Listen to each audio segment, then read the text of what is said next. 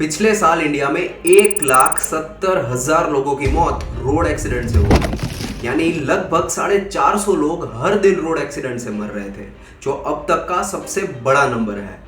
और अगर बात सिर्फ इंजरीज की करूं तो वो नंबर 2.5 गुना ज्यादा यानी 4,60,000 के आसपास था। इसीलिए आज लोग कितना देती है ये पूछने की आदत को भुलाकर अब इस कार को सेफ्टी में कितने स्टार्स मिले हैं ये पूछने की आदत लगा रहा है, जिसका बेस्ट एग्जांपल है रिसेंटली लॉन्च हुई मारुति डिजायर, जिसको ग्लोबल एनकैप में 5 स्टार्स मिले हैं, पूरे 5 स्टार्स, जो दिखाता है कि टीन के डब्बे बनाने वाली मारुति सुजुकी को भी अब सेफर कार्स बनानी पड़ रही है। पर सवाल यह है कि लोग थोड़े सालों से ही क्यों सेफ्टी को लेकर इतना अवेयर हो गए हैं। अब आप खुद ही याद करके देखिए, कुछ सालों पहले तक कोई ये नहीं पूछता था कि इस कार को सेफ्टी में कितने रेटिंग्स या स्टार्स मिले हैं। कितना देती है? For a country obsessed with mileage, Maruti Suzuki. जबकि रोड एक्सीडेंट से लाखों लोगों की मौत तो कई सालों से हो रही है। चलिए इसी सवाल का जवाब ढूंढते हैं इन 4 पॉइंट्स की मदद से, और इस वीडियो में मैं जो बताने वाला हूं उससे आपका कार खरीदने का नजरिया जरूर बदलने वाला है। सबसे पहला पॉइंट, द वेकअप कॉल। जैसा कि आगे मैंने कहा, इंडिया में हर दिन 450 लोग रोड एक्सीडेंट्स की वजह से मर रहे थे, यानी करीब 17 लोग हर घंटे रोड एक्सीडेंट्स की वजह से अपनी जान गंवा रहे थे। और अगर इसे मैं समय रैना की भाषा में समझाऊं तो इंडियाज गॉट लेटेंट के हर एपिसोड के बाद 17 से 20 मौत हो रही थी। Sorry Which was concerning। और ये ऑलमोस्ट वही टाइम था जब लोग ग्लोबल एनकैप का नाम इंटरनेट पर सुनने लगे थे, क्योंकि बाहर के कार रिव्यूज में तो ये बताया ही जाता था कि उनकी कार्स को कितने सेफ्टी रेटिंग्स मिलते हैं। Let's start off with the good stuff. Safety.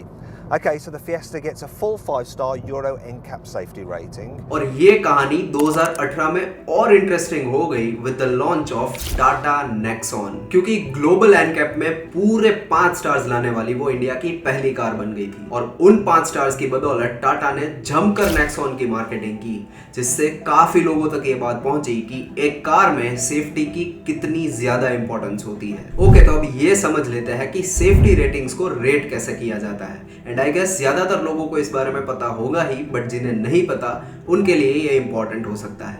Imagine कीजिए आप अपने फोन को बेड पर या सोफे पर फेंकते हैं। कार टेस्ट भी वैसे ही परफॉर्म किए जाते हैं, जहां मेनली इन 3 चीजों को रेट किया जाता है: एडल्ट प्रोटेक्शन, चाइल्ड प्रोटेक्शन और एयरबैग्स, एबीएस जैसे सेफ्टी फीचर्स को। जहां किसी कार को फ्रंट और साइड से टकराने के बाद उसके मटेरियल की स्ट्रेंथ को टेस्ट किया जाता है। वैसे तो और भी पैरामीटर्स होते हैं, but on a large scale चीजें ऐसे ही होती है। Thirdly, market shift. अब कहानी यहाँ इंटरेस्टिंग हो गई है।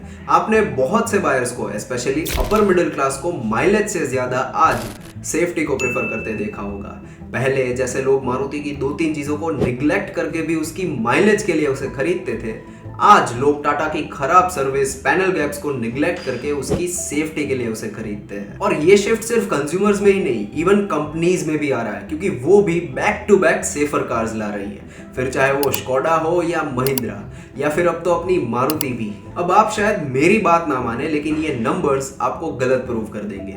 जैसे टाटा मोटर्स ने 2021 में 70% का ग्रोथ देखा था, जो पिछले 8 साल में सबसे ज्यादा था उनके लिए, और ये नेक्सॉन, हैरियर जैसी सेफ कार्स की वजह से ही हुआ था। इसके बाद XUV700 भी लॉन्च होने के साथ ही अगले कुछ महीनों के लिए कंप्लीटली सोल्ड आउट हो चुकी थी, जिसका भी एक बहुत बड़ा रीजन ये था कि उसे भी ग्लोबल एनकैप में 5 स्टार्स मिल चुके थे। अब क्या पता मारुति भी अगली ब्रांड बन जाए ऐसा कुछ रिकॉर्ड्स सेट करने वाली। Are you kidding me?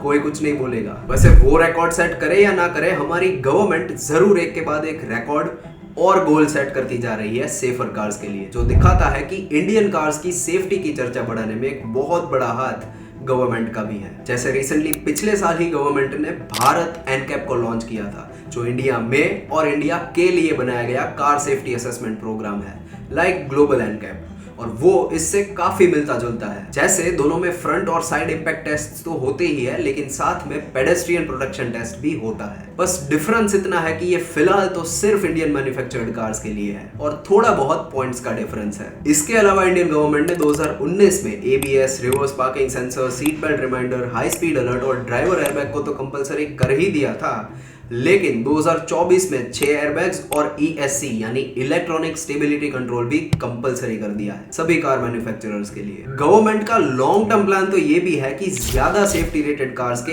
Insurance premiums को कम करना है, क्योंकि उसमें रिस्क ऑफ एक्सीडेंट और डैमेज कम हो जाता है। एंड सेकेंडली, यूरो एनकैप जो वर्ल्ड का one of the biggest car safety standard है, उससे भारत एनकैप को मैच करवाना है।